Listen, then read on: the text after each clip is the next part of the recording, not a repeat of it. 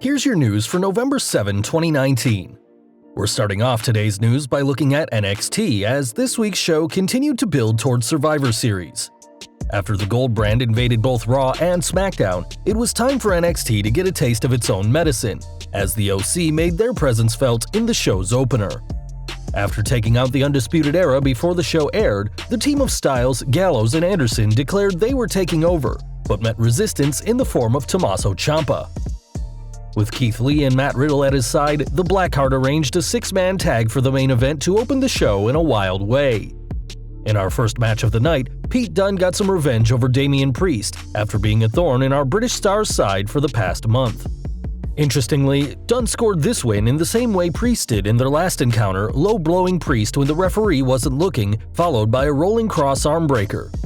Post-match, Dunne was blindsided by Killian Dane, but when Priest wanted to get some more shots on the former United Kingdom champion, he received a cannonball against the steel steps by the Beast of Belfast for his troubles. Up next, we had women's division action, as Tainara Conti defeated Santana Garrett with some big stakes on the line. With NXT set to host their first ever Women's War Games match, both superstars had plenty to prove, and with this pinfall victory after a boot to the face, the Brazilian superstar may have earned a spot on either Team Ripley or Team Baszler.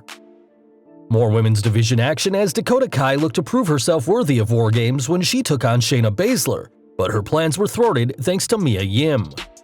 Failing to defeat the NXT Women's Champion, Kai fell to the Kirifuda Clutch and was attacked post-match by Jessamyn Duke and Marina Shafir. When Ripley, alongside her teammates Candice LeRae and Tegan Nox, tried to make the save, this still wasn't enough to topple Baszler, Io Shirai, and Bianca Belair, though a kendo stick-wielding Yim sent the heels packing. With her actions, Ripley picked Yim as the final member of her team, and though she's a great pick, this isn't what Kai had planned. Our next match saw Angel Garza take his career to the next level when he took on Tony Nese for a shot at the Cruiserweight Championship. Showcasing the flamboyance and athleticism that has made him a favorite at Full Sail, Garza picked up the win after a 450 splash and wing clipper combo, and slapped the NXT Cruiserweight Champion Lio Rush post-match, proving that he's coming to collect the purple title next week. Up next, we saw Dominik Dijakovic face Isaiah Swerve Scott, as Dijakovic continues to rack up impressive victories on NXT.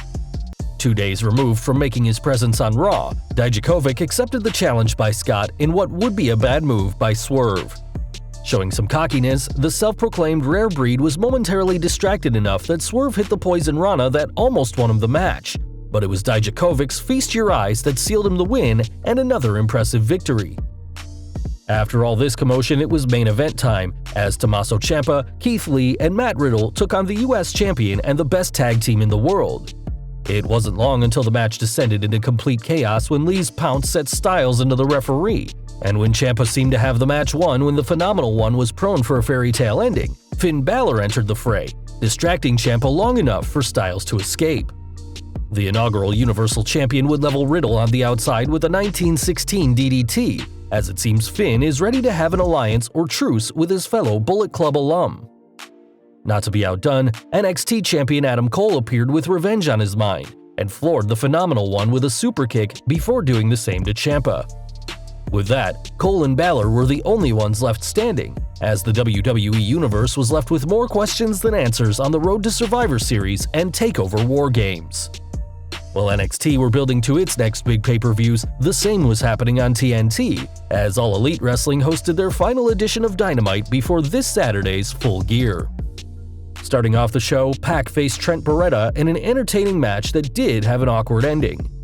After hitting the Black Arrow, Pac went for the pinfall, and despite Trent clearly not getting his shoulders up, the fall was called a 2 count. Recovering, the former Cruiserweight champion would lock on the Brutalizer to get the submission victory, and would grab the mic, claiming he would make an example out of Hangman Page this Saturday at Full Gear. Returning from commercial, AEW VP Cody Rhodes came out to the ring after promising a huge announcement about his career over the past week. Joined by Tony Schiavone, Cody spoke about the Inner Circle's effectiveness since Dynamite began, and also spoke of the history of wrestlers and promotions, referencing Cowboy Bill Watts, Eddie Graham, and his father, the American Dream Dusty Rhodes. Saying that he's heard people criticize him for booking himself into a title match at Full Gear, Cody made a vow that if he doesn't defeat Jericho for the AEW World title at Full Gear, he will never challenge for the gold again. A huge claim by Rhodes, the grandson of a plumber, also brought up Jericho calling him a, quote, entitled millennial but wisely pointed out that Jericho, the son of hockey legend Ted Irvine, didn't have it so bad growing up either. Claiming that Jericho needs this generation more than they need him, it was a very interesting promo by Rhodes, which added some huge stakes to the title match between the two competitors. Another commercial break next, and we return to see SCU make their entrance as the first AEW Tag Team Champions as they joined commentary to watch the third-place deciding match in the AEW Tag Team title tournament. Though neither the Dark Order or Private Party had anything on the line in the match, that didn't stop both teams from giving it their all, with Stu Grayson even utilizing a slingshot senton atomico on the apron. The finish came when the Private Party hit the gin and juice on Grayson for the pinfall. As though the team aren't champions, they may have just earned themselves a title match down the line. Backstage, we saw Sammy Guevara share the screen with Chris Jericho, and fans even got an appearance by former WWE superstar Virgil. The long-suffering valet of Ted DiBiase was billed as Soul Train Jones and talked Y2J up, as did Santana and Ortiz, as well as Patricia Bobsky, apparently Jericho's aunt's friend from church.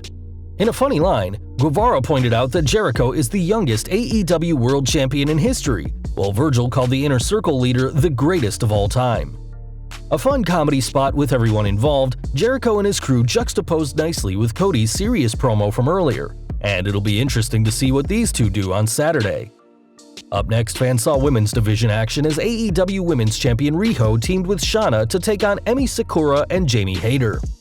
A match that saw kickouts galore, it would be Sakura and Hayter who got the surprising win over the faces, with Sakura even pinning the AEW Women's Champion after a La Casita. This win is definitely a big one for Sakura, who will meet Riho at Full Gear in singles action with the title on the line. And if she can keep this momentum going over the Petite Champion, fans could see a new AEW Women's Champion crowned by the end of the week. In a backstage segment, Brandi Rhodes criticized the fans who have tried to paint her negatively online, and as the image flickered, fans caught glimpses of Brandi's new pal, Awesome Kong. The company's chief brand officer said that with her brain and Kong's dominant body, the two could destroy anyone who stands against them, and though she doesn't run the women's division and never wanted to, the pair may end up doing just that. Back in the ring, and it was time for Brandon Cutler versus Shawn Spears, but the match didn't last long thanks to Tully Blanchard. Distracting Cutler, Blanchard made the young star an easy target for Spears, and after a running Death Valley driver, picked up the win.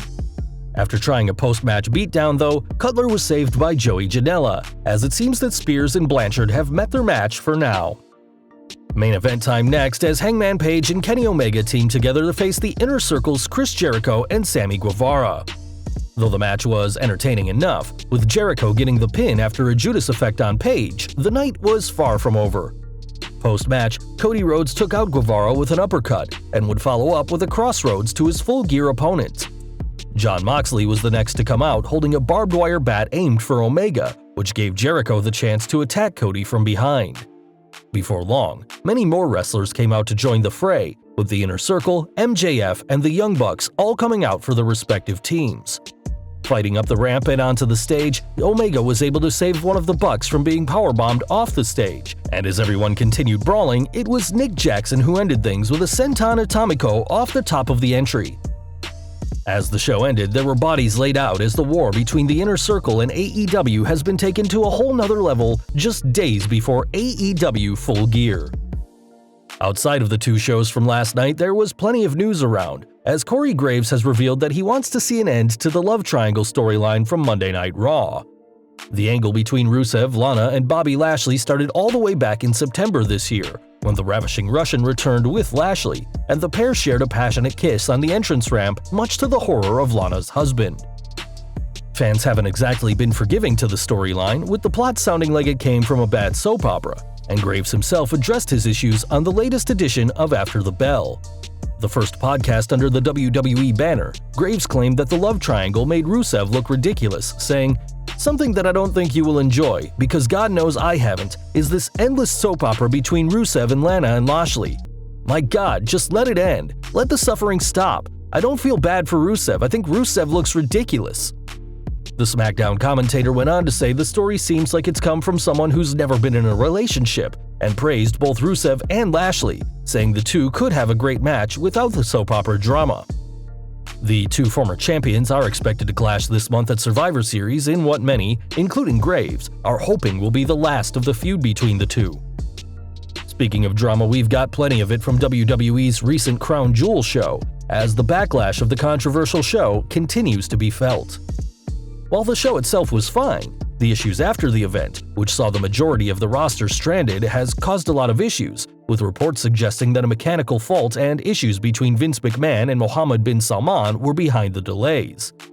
We've already reported that several superstars were left feeling unhappy about what happened, but according to Brad Shepard, one superstar who is allegedly taking their frustration to the next level is Roman Reigns. According to Shepard, the big dog has told McMahon that he won't be going back to Saudi Arabia anymore, and though others probably won't want to go back either, Reigns is certainly a big enough star to get his way. In the past, only a select handful of top-tier stars have been able to veto going to the controversial country, with John Cena, Daniel Bryan, and Kevin Owens all being able to say no.